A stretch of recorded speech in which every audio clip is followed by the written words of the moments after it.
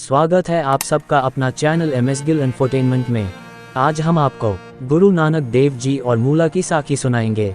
सियालकोट के रास्ते में, जो पेशावर के पास है, गुरु नानक जी ने शहर के बाहर एक जंगली केपर पेड़ के नीचे आराम किया, जो अभी भी वहीं खड़ा है।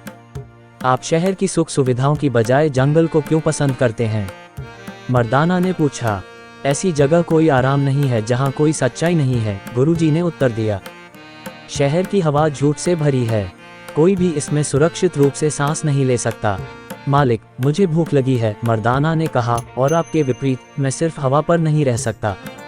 शहर में जाओ, गुरुजी ने कहा, और हर दुकान पर पूछो, मेरा स्वामी आधा आना सत्य और आधा आना झूठ चाहेगा। जो उत्तर देगा वह तुम्हें खिलाएगा।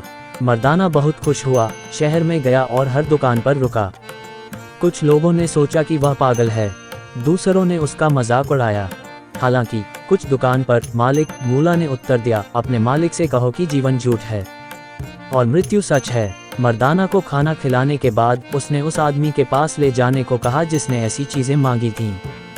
जब मूला ने गुरुजी को देखा तो विनम्रतापूर्वक उनके सामने झुक गया और पूछा, मुझे सच्चा रास्ता दिखाओ, इसे ढूंढो और तुम इसे पाओगे। गुरु ने कहा, खोजने से मिलता है और बोलने से खो जाता है।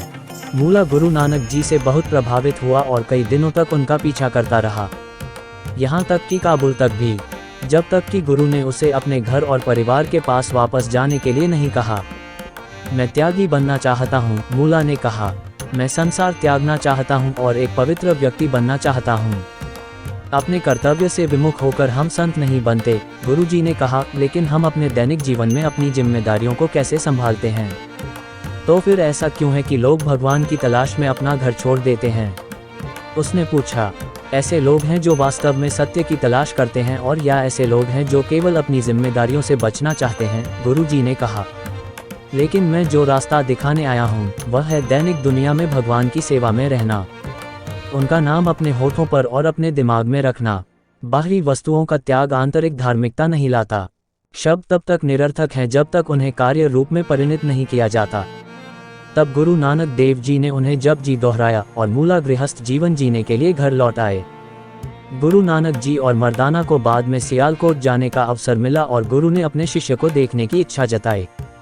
मर्दाना मूला की तलाश में गया, लेकिन उसकी पत्नी को डर था कि उसका पति फिर से वहां जाना चाहेगा। उसने मूला को आश्वस्त किया कि अगर वह गया तो वह जंगल में मर सकता है, और इस प्रकार वह मर्दाना के चले जाने तक अपने आप को दूर छिपाए रहा। जब बताया गया तो गुरुजी ने कहा, ये वह व्यक्ति है जिसने कहा था कि जीवन झूठ है और मृत्यु वास्तविक है, लेकिन अब वह झूठ को पकड़ रहा है। ऐसा ही होगा, लेकिन मौत से कौन बच सकता है? ये सभी के लिए आता है, चाहे वे कहीं भी रहें। ऐसा कहा जाता है कि बाद में मूला को सांप ने काट लिया और उसकी मृत्यु हो गई। अपना कीमती समय निकालकर साखी सुनने के लिए सभी प्रिय मित्रों को धन्यवाद, और अधिक सिख ऐतिहासिक साखियां सुनने के लिए हमारे साथ बने रहें। वाहेगुरु जी दा खालसा, श्री वाहेगुरु जी दी फतेह।